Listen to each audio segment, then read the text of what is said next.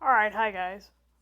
So we are starting this video off for the first half of Marceline Haynes' older siblings, along with her brothers-in-law. You will meet the rest of her siblings things later down the line. But for now, we're starting off with Brett. When and if I get done with her story, you will learn why Brett is the way he is, but right now, the best descriptor I'm going to give you, his brother is a psychopath.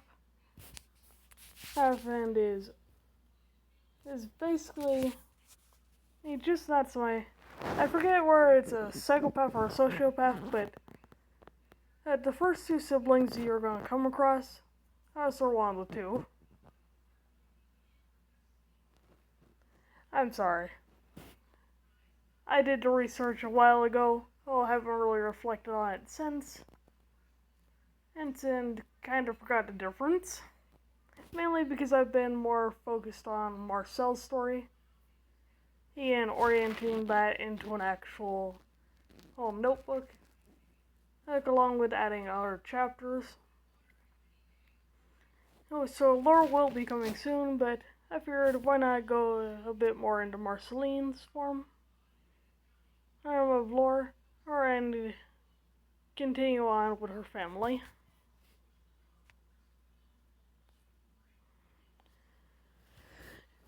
Brett and Elsie will be the only two members of their family with red eyes, as is more of a character choice for me for them.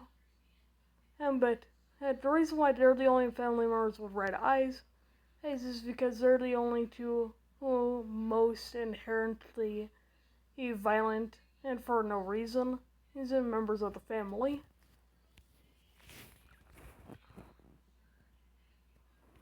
Elsie and Brett do not regret anything that they've done in life. They are just pretty much chill with the violence that they have caused.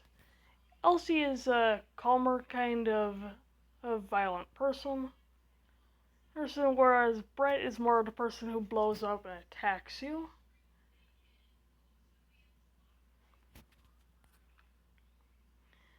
Jerry, Elsie's husband, became a victim of her abuse.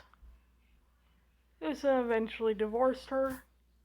But instead of trying to save his kids, he's just like, no, I'm not spending any more time around this crazy psycho that I have to.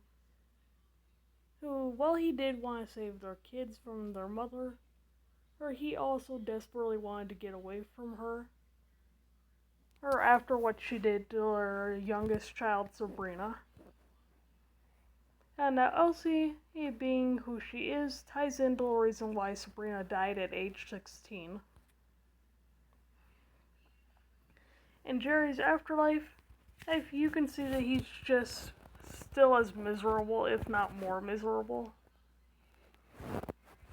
Well, but let's continue on. Chris is the third-born kid, one of the older kids. And he had to deal with Elsie and Brett for a long-running while before his other siblings. And so he's just like, him and Tisha got the worst of it, up until there were actual younger siblings. And so Chris and Tisha took their anger out on their younger siblings, but not on the level of violence as the two other siblings were. Theirs were more of taking their siblings' toys, always and occasionally punching their siblings, things in the arm. Brett and Elsie were directly trying to kill their other siblings.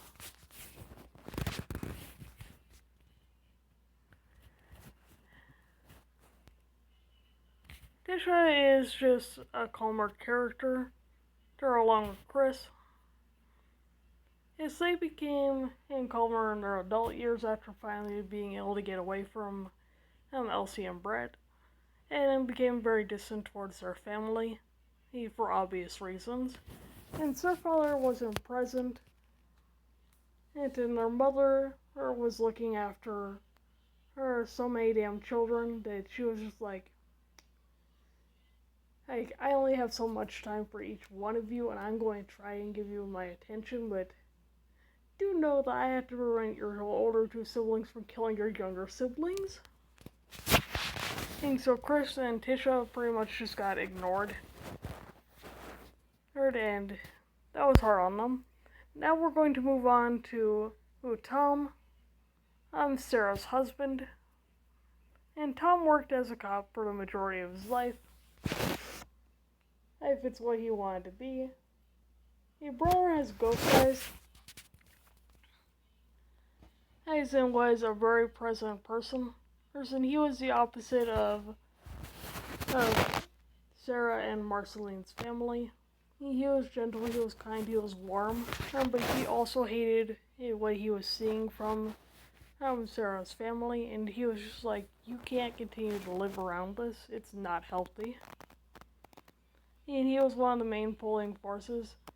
So it was just like Sarah and Marceline, you two are going to come away from your family even before they wind up killing you. And you're going to learn why he pulled Marceline along with Sarah away from their family. And it wasn't to hurt them, it was to protect them from their family. Yeah, but that will be all for today's video. Bye guys.